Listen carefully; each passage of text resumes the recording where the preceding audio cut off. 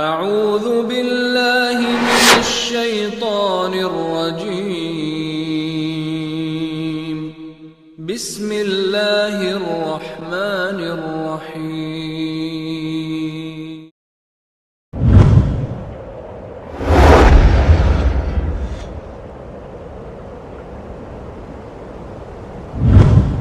ادع إلى سبيل ربك بالحكمة والموعظة الحسنة وجادلهم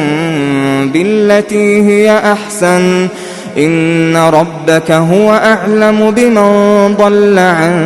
سبيله وهو أعلم بالمهتدين۔ اے نبی، آپ لوگوں کو اپنے رب کے راستے کی طرف حکمت اور عمدہ نصیحت کے ساتھ دعوت دیجیے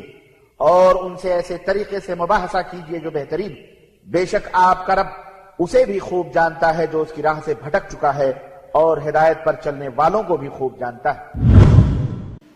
بسم اللہ الرحمن الرحیم۔ شیخ محترم سے یہ سوال کیا جاتا ہے کہ آج جو ہے آج کل کئی لوگ جو ہے یوٹیوب وغیرہ پر بہت ساری چیزوں پر یا بہت سارے بعض علماء سے بھی یا بعض جو ہیں اپنے آپ کو عالم کہنے والے انڈیا یا پاکستان میں حضرات ہیں اور اپنے آپ کو اہل سنت والجماعت کا دعوے دار بھی بتاتے ہیں، ان کا اپنے معتقدین اور اپنے اجتماع کے اندر اپنے سامعین کو یہی کہنا ہوتا ہے کہ جو سعودی عرب میں جو علماء کام کر رہے ہیں، یہ چاہے وہ بنگلہ دیش کے ہوں، انڈیا کے ہوں، پاکستان کے ہوں، سعودی جالیات سے جو منسلک ہیں، یہ سارے کے سارے یعنی ایک معنوں میں سعودی فنڈڈ ہیں، یعنی انہیں سعودی کی سرپرستی حاصل ہے اور یہ سعودی کے زیر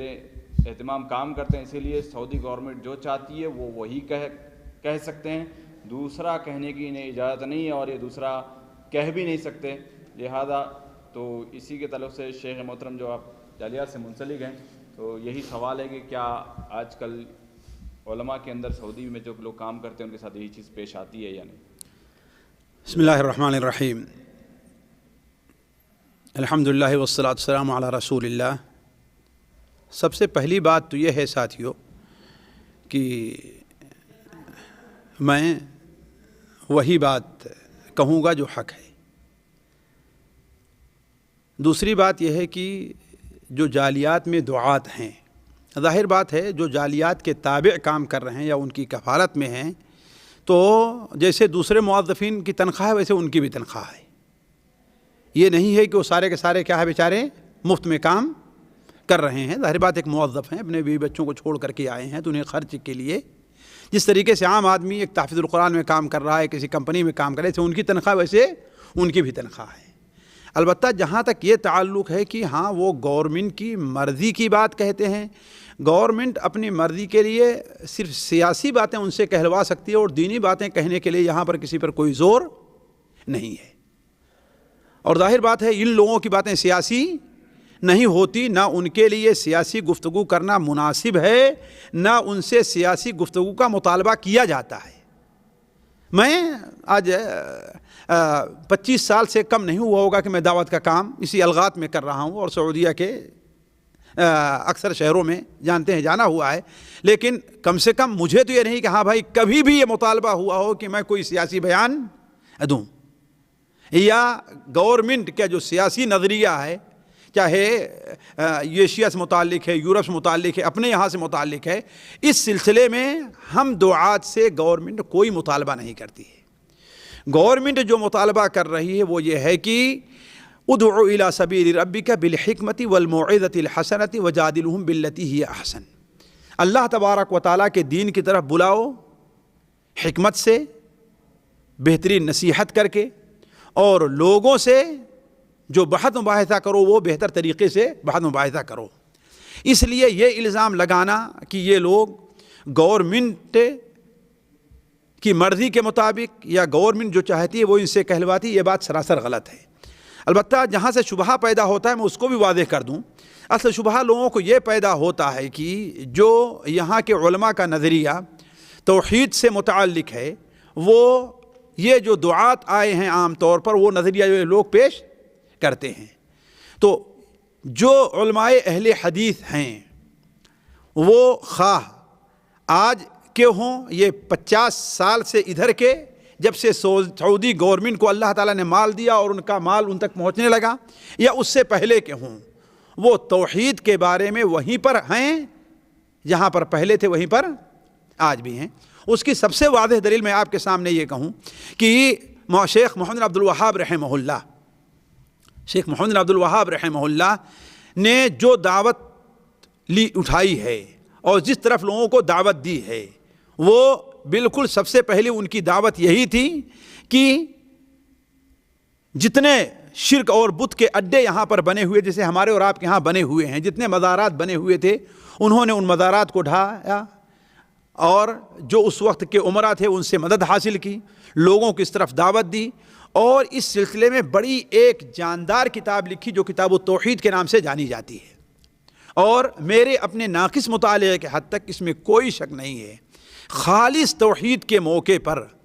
توحید کے موضوع پر، خواہ توحید الوہیت ہے، توحید ربوبیت ہے، توحید اسماء و صفات ہے، اللہ تعالیٰ کا ادب ہے، نبی کریم صلی اللہ علیہ وسلم کے حقوق ہیں، اس سلسلے میں جتنی جامع اور بہتر کتاب کتاب التوحید ہے، مجھے کوئی دوسری کتاب نظر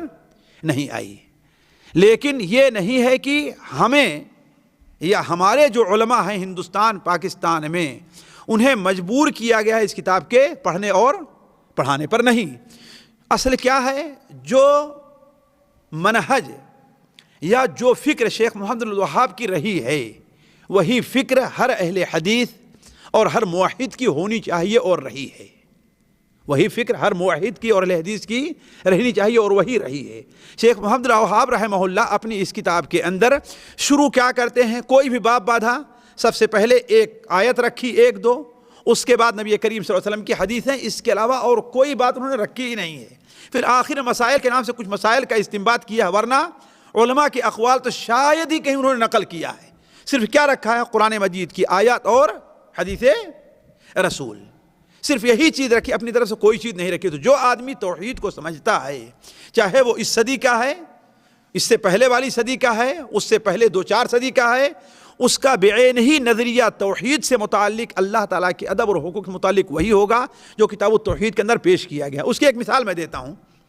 جس زمانے میں شیخ محمد بن عبد الوہاب رحمہ اللہ یہاں پر اپنی دعوت کو عام کر رہے تھے، ہمارے ہندوستان، پاکستان، بنگلہ دیش جو متحدہ ہندوستان مانا جاتا ہے، وہاں پر بھی ایک دعوت اٹھی جو تحریک شہیدین کے نام سے جانی جاتی ہے۔ ان میں جو سب سے بڑے عالم تھے وہ شاہ اسماعیل شہید رحمہ اللہ تھے، ان کے امیر سید احمد شہید رحمہ اللہ تھے، لیکن ان میں جو سب سے بڑے عالم مانے جاتے تھے وہ کون تھے؟ شاہ اسماعیل شہید رحمہ اللہ۔ یہ شاہ ولی اللہ رحمہ اللہ کے پوتے اور دلی کے بہت بڑے عالم تھے۔ دلی جامع مسجد، لال قلعہ پر ان کے خطبے، ان کی تقریریں ہوا کرتی تھیں، اور توحید کو عام کرنے میں ہندوستان کے اندر ان کا بہت بڑا دخل ہے۔ اسی لیے آج بہت سے جو عاشقان مزار ہیں، جو عاشقان اولیاء ہیں، وہ شاہ صاحب رحمہ اللہ کو گالیاں اور برا بھلا کہتے ہیں۔ انہوں نے اپنے زمانے میں ایک کتاب لکھی ہے تقویت الایمان، اور میں چاہوں گا کہ آپ لوگ اس کتاب کو پڑھیں اور سمجھنے کی کوشش کریں۔ کیا نام اس کا ہے؟ تقویت الایمان۔ اس کتاب کا ترجمہ فارسی میں بھی ہوا، اس کتاب کا ترجمہ عربی میں بھی ہوا۔ آج سے تقریباً 20 سال پہلے یا 15 سال پہلے میرے ہاتھ میں وہ عربی کا ترجمہ پڑھا، عربی کا ترجمہ پڑھا۔ اس کا ترجمہ ہندوستان میں 2 جگہ سے ہوا ہے، ایک مولانا ابو الحسن علی ندوی رحمہ اللہ نے کیا ہے، اور دوسرا ترجمہ پاکستان سے چھپا ہے، شاید وہ ترجمہ یا تو مولانا عبد الوحید صاحب نے یا عزیر شمس نے کیا، ان دونوں میں سے کسی نے کیا ہے۔ وہ 2 ترجمہ جب چھپا اور میرے ہاتھ میں ملا تو جامعۃ الامام محمد بن سعود الاسلامیہ کے ایک پروفیسر، الغات کے رہنے والے، وہ میرے پاس بیٹھے ہوئے تھے۔ ہم نے ان کے سامنے وہ کتاب پیش کی کہ یہ دیکھیے کتاب۔ تو دیکھنے کے بعد انہوں نے کہا یہ کتاب تو کتاب التوحید کا ایک نسخہ معلوم ہوتا ہے، یہ کتاب التوحید کا ایک نسخہ، یعنی جو چیزیں کتاب التوحید کے اندر پیش کی گئی ہیں وہی چیزیں اس کتاب میں بھی ہیں، جبکہ شیخ محمد بن عبد الوہاب رحمہ اللہ کی کتاب شاہ اسماعیل شہید رحمہ اللہ دیکھی ہی نہیں ہے، بلکہ دونوں میں ملاقات بھی نہیں ہے، دونوں میں باہمی ملاقات بھی نہیں ہے۔ اس کے باوجود دیکھیے جو آدمی وہ توحید کا بیڑا لے کر کے اٹھے، اور انہوں نے توحید ہندوستان پھیلانا چاہیے، دونوں نے کتابیں لکھی، دونوں کا موضوع اور مفہوم کیا ہے؟ تقریباً ایک ہے۔ یہ ایک عربی کی بات ہے جو ہندوستان ان کو نہیں جانتا تھا، صرف کتاب دیکھنے کے بعد کیا کہتا ہے کہ یہ کتاب التوحید کا ایک نسخہ معلوم ہوتا ہے، تو یہ کہنا کہ یہ لوگ وہی بات کہتے ہیں جو سعودی گورنمنٹ کہتی ہے، یہ بات قطعاً بلکہ 100% غلط ہے، 100% غلط ہے۔ آج بھی میں جانتے ہیں یہاں پر ہوں، بہت سے فقہی مسائل میں جو یہاں کے علماء کے ہیں، ہمارا ان سے اختلاف سے ہمارے علماء اہل حدیث کا اختلاف ہے، اور ہمیں کوئی بھی نہیں کہتا، جانتے ہیں میں نماز بھی پڑھاتا ہوں، اسی مسجد پڑھتا ہوں، کبھی کوئی کچھ نہیں کہتا کہ ہاں بھائی تم نے ایسا کیوں کیا، جبکہ یہاں کے علماء حنابلہ کا مسئلہ کیا ہے، یہ